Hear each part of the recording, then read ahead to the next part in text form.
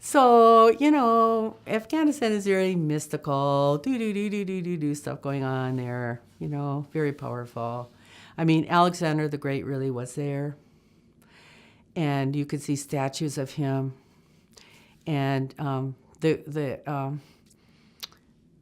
Persian influence, the Western influence was really there.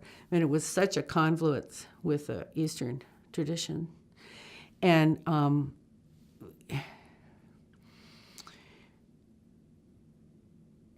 Maqsood was really involved. This guy, Afghan guy I was living with at the time, was really involved with Indian, he said he was involved with Indian philosophy and meditation.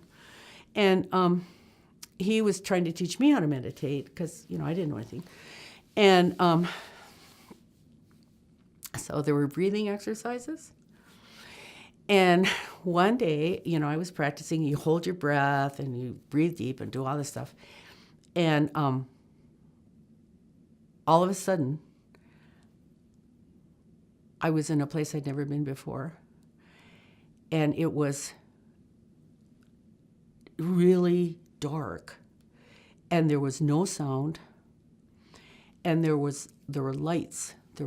They were dead lights. They were lights, but they had no energy, like a red light and a green light and a white light and a yellow light. And there was a sound, but it wasn't a sound of boom, boom, boom. And all of a sudden, I woke up and Maqsood was shaking me. He said, Joanna, you died. I'm so glad, I'm so scared you died. You stopped breathing, I couldn't get you, And I found out later that that place is called the Bardo in Tibetan mythology. And it's where you go when you die. And you get to pick a light. And if you pick a white light, you get enlightened. If you pick a red light, you get to be a hungry ghost, which is you're very hungry all the time and you can't swallow anything because you only have a tiny throat. Or you get to be an insect, or you get to be, and that's the Bardo. It's the Bardo. And actually, it's so weird. So I was like on a spiritual journey, and I was tasting everything I could. And so I ended up, when I was in Afghanistan, I ended up going to sit on the head of the Buddha at Bamiyan, which the Taliban destroyed, but I think they've rebuilt. But at the time, they hadn't, and it was this incredible statue built into this mountain, and it had little meditation caves, and you went upstairs, and then you got to sit on the head of the Buddha, and you could look over the Bamiyan Valley with all these little villages, and it was just so powerful. And so and then that was the time that I decided that I needed to keep going and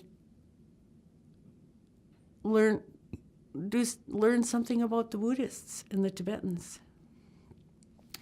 And when I got back to my hotel, I was sitting there talking about being in Bamiyan, and this Australian guy rushed over to me with this book about Tibetan Buddhism. And he said, I carried this all the way from Australia for you.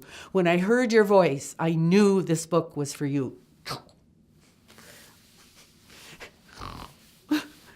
So I went to Dharamsala. At the time, I hate to admit it, but I was definitely a hash junkie. I was smoking so much hash. I mean, I could probably cough. I could have coughed a building down. I was so sick. And I couldn't not smoke it because the only friends I had were people that smoked dope. And if you didn't smoke, they didn't trust you. And I didn't know anybody that didn't smoke. And so it was like, oh, what am I going to do? Well, what happened was, I guess I can tell this. I met some people in this hotel that were there to see the Dalai Lama, and I had them add my name. But they were also dopers, and they were acid takers. They gave me an LSD tab, a little triangle.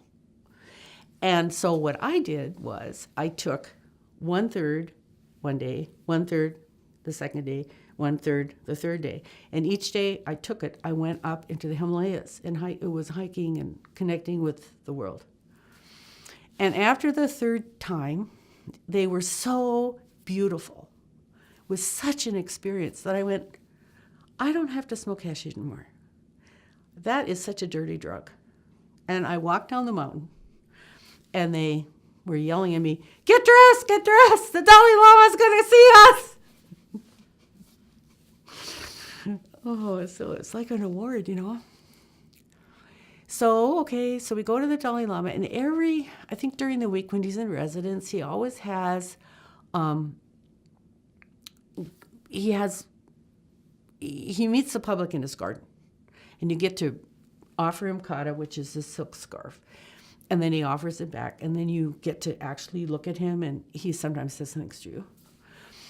And in this case, it was so, I mean, you know, do. It seems to be what was happening to me. The guy in front of me was a Tibetan guy, and he went up to the Dalai Lama and offered him kata, and he stepped back, and I saw him turn into a gargoyle. And I thought, and I said to the people behind me, did you see that? And they said, what? And I thought, oh my God. And the guy tried again, you know, to offer kata, and he turned into a gargoyle. You didn't see that? He turned into a gargoyle. No, we didn't see it. You know, it's like, and I was not on any dope. I was so, you know, I thought, oh boy. So I go up to the Dalai Lama, and I don't know, you know, should I shake his hand? I'm an American, or offer him kata, or stick my tongue out like a Tibetan. I didn't know what to do. So I sort of did both. And anyway, so when I did that, bam, I was sent back to the Bardo. That's where I went. That's what I saw. All of a sudden, I was in that boom, boom, boom place.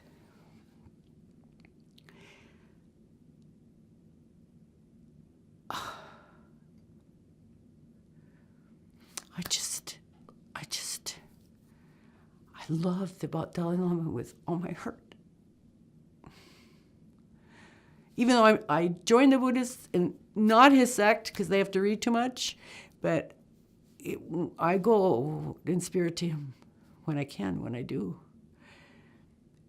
And I think what he's trying to show me was that we all are going to die. And we must be very careful of our life.